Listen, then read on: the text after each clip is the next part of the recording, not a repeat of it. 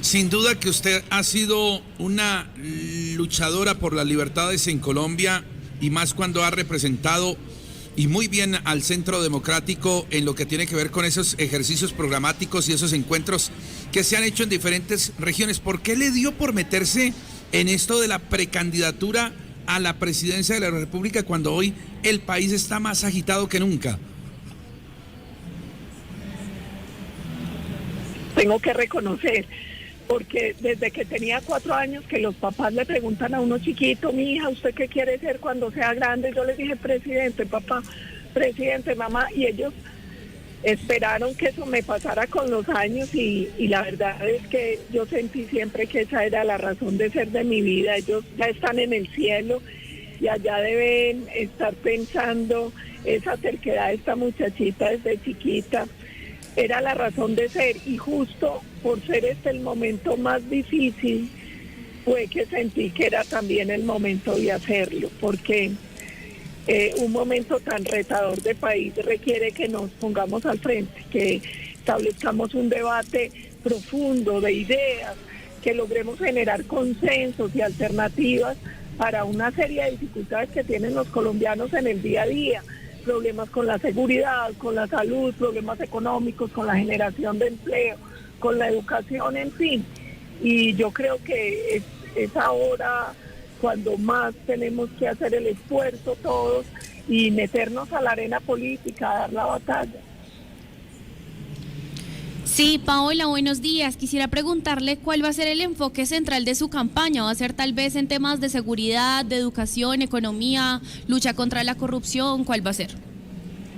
Lo primero es que yo siento que hoy es clave recuperar la confianza, porque si no recuperamos la confianza de los ciudadanos en las instituciones, entre los propios ciudadanos y de la comunidad internacional, nada va a pelechar. Nosotros hoy tenemos unos dolores claramente identificados, tenemos un grave problema de seguridad y eso exige que hagamos una reforma a la justicia, porque seguridad y justicia son un binomio inseparable. Exige una reforma al tema penitenciario y carcelario y una visión de seguridad enfocada en la prevención, el control y la represión y la rehabilitación. Y hay que volver a recuperar la fortaleza de nuestras fuerzas militares y de policía y la confianza de los ciudadanos en las instituciones. El segundo foco es el tema económico, porque la seguridad no es el centro en sí mismo, sino que es un medio para poder recuperar la economía, los derechos de los ciudadanos. El segundo tema es el tema económico. Si la economía no crece, va a ser muy difícil combatir la pobreza y lograr más equidad en Colombia. En ese tema, eso ya está inventado.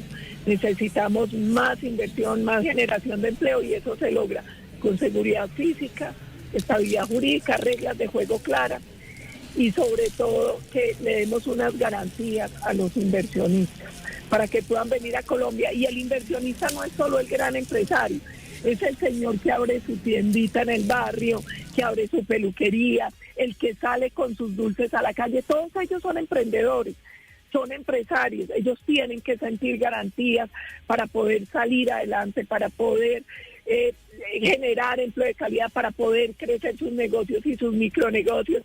Y ustedes que lo están viviendo ahí en el Ágora saben lo que eso significa, porque finalmente son los trabajadores y los empresarios los que generan riqueza. Y hay que hacer una gran revolución social. Nosotros tenemos que recuperar el sistema de salud, tenemos que lograr más empleo formal y más posibilidades de que los estudiantes puedan ejercer lo que estudian, que no se vuelva un tema de frustración.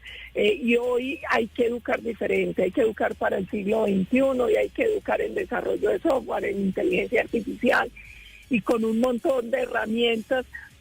Y ahí también hay un tema que es bien importante y es en todo este desarrollo, cuando uno va a los municipios le dicen el campo se está quedando sin gente. Y la única manera de permitir que se permanezca en el campo es si también revolucionamos el campo y si entendemos que el empresario, el campo hoy exige todo tipo de empresarios, requiere empresarios, por ejemplo, hoy en el campo necesitamos expertos en marketing, necesitamos analistas de datos, necesitamos un montón de cosas porque todo se ha ido revolucionando. Entonces, esa tiene que ser la apuesta, pero yo creo que el centro es lograr que volvamos a recuperar la confianza en el país, que los ciudadanos vuelvan a creer en Colombia, en las instituciones, en nosotros colombianos, que los mercados internacionales nos crean, porque si no, créame que cualquier política va a terminar siendo un fracaso. Doctora Paola Holguín, del Centro Democrático, usted como precandidata, teniendo en cuenta que como nunca antes en nuestra historia de la nación, tanta mujer candidata a la presidencia de la República, llegó el momento de tener una mujer en la presidencia y teniendo en cuenta que las mujeres son las que le ponen el orden a la casa porque en esa réplica de horas antes, tanto de su partido como de Cambio Radical, se hablaba de un gobierno que está desordenado, que está desorientado. ¿Llegaría usted a la presidencia a ordenar, a orientar la casa? Yo creo que este es un bonito momento para las mujeres. La palabra economía viene de econo, viene de hogar.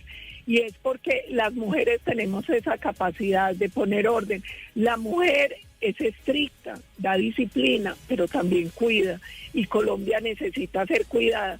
Además, yo siempre cuento una anécdota que yo creo que ilustra mucho. Durante la pandemia, cuando se eligieron los 10 países que mejor la habían manejado, 7 de esos países eran gobernados por mujeres, a pesar de que en el mundo había en ese momento muy pocas mujeres presidentes. Mejor manejaron la pandemia, y sociólogos, politólogos, mucha gente empezó a analizar por qué mujeres lo hicieron mejor en un momento de crisis, y empezaron a encontrar que somos más empáticos, tenemos capacidad para formar equipos, para comunicar, y yo creo que en un momento crítico, mire, doctora, las mujeres son más incorruptibles, por eso en el sector financiero hay tantas mujeres. Yo creo que Colombia hoy necesita eso. ay, doctora Paola Holguín, muy buenos días. Aquí con toda la tecnología que está ahorita apuntando también el país, que estamos abanderados. Hablemos de redes sociales, hablemos de tecnología. ¿Cuál es su visión para el desarrollo tecnológico del país y qué iniciativas propone implementar para fomentar el desarrollo y la innovación? Bueno, hay varias cosas importantes. La primera, la tecnología requiere conectividad y energía. Y nosotros estamos teniendo un problema, y es que este gobierno está poniendo en riesgo la seguridad energética, porque hoy tenemos más demanda que oferta de energía. Nosotros necesitamos recuperar la seguridad energética. Eso tiene que ver con permitir exploración y explotación de gas, de hidrocarburos. Eso tiene que ver con permitir un rápido y fácil licenciamiento, no solo de proyectos de generación, sino de transmisión de energía, porque si no hay energía no vamos a tener conectividad y no vamos a poder aprovechar todas las tecnologías. Nosotros durante más de 40 años tuvimos autosuficiencia en gas. Desde diciembre del año pasado estamos teniendo que importar gas, y cada vez, y parte de la solución para no tener tarifas tan altas es tener mucha más oferta. Entonces, lo primero es, tenemos que ser audaces para resolver el tema energético. Y 2, resolver el tema de conectividad. Y hay muchas formas de hacerlo. Muchas veces la excusa es el tema topográfico. No, hoy se logra conectividad rápida, fácil y barata, satelital. La cosa es que Colombia cobra muy caro el espectro. En una reunión que se hizo hace más o menos un año o un poco más, con distintas empresas nos decían, si ustedes abaratan o ponen a cero el precio del espectro, como sucede en muchos países, nosotros podemos garantizar una conectividad del 100%. ¿Y por qué es clave esto? Porque la conectividad soluciona varios problemas. Primero, ayuda a combatir la corrupción. Los gobiernos más digitales, que tienen menos trámites y que tienen los trámites más digitalizados y que hacen cruces de bases de datos con lo que hay hoy de inteligencia artificial, blockchain y tantas herramientas, son países que tienen menos corrupción y que tienen muchísima más transparencia. en temas, por ejemplo, de accesibilidad a la educación, a la salud y a un montón de cosas. La conectividad termina siendo clave. Para el tema de desarrollo empresarial termina siendo fundamental el tema de conectividad. Entonces, yo le creo a las tecnologías, yo creo que hay que, y eso nos obliga a modificar todos los sectores, porque vuelvo y digo, necesitamos energía, necesitamos conectividad, pero también necesitamos formar a los ciudadanos para esa tecnología. Yo tuve una experiencia muy linda en Bucaramanga, y es que conocí un instituto que en 10 meses de manera intensiva logra formar como programadores de computadores a los jóvenes, y estos programadores rápidamente los absorbe el mercado laboral. También tuve la oportunidad y fui madrina del programa de Women CISO que hace Google, que capacita de manera gratuita a mujeres en inteligencia artificial y ciberseguridad. Yo fui madrina en esta última cohorte, y yo creo que ahí, hacia allá tenemos que apuntar, porque vuelvo y digo, hoy la revolución de las tecnologías, de la información y las comunicaciones se convierten en una herramienta transversal que nos puede avanzar en muchos sectores, en el combate a la corrupción, en el tema económico, en el tema de salud, en muchos temas. Sí. Una última inquietud, doctora Paola, y tiene que ver con el futuro del país. De permanecer la izquierda en el poder, de ganar la izquierda en el 2026, otra vez la presidencia, ¿qué va a pasar con Antioquia? ¿Qué va a pasar con esos territorios a los que el gobierno del presidente Petro ha dejado a un lado en temas de inversión, especialmente económica, y temas de seguridad, y ha dejado en responsabilidad únicamente y en manos de los alcaldes municipales y gobernadores estos temas tan álgidos? ¿Se independizaría Antioquia?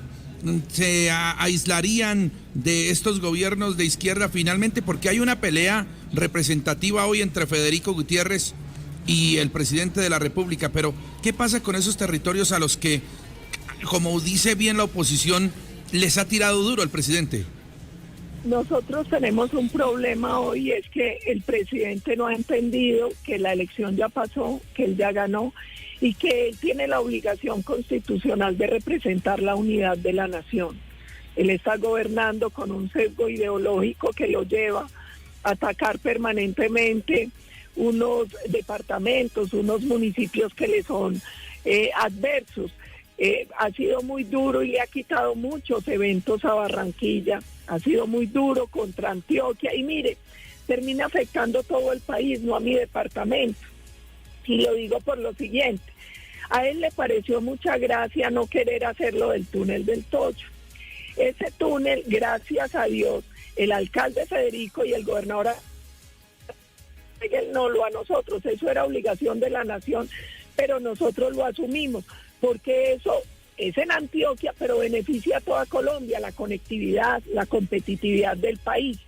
Y él ha hecho eso, no le quiere pagar unas deudas a tiempo a EPN, no nos gira a tiempo la plata para el tema vial de la 80, para el tranvía de la 80, en fin, uno en él ve un sesgo y cierta inquina, tal vez con ciertos gobernadores, eso hace mucho mal.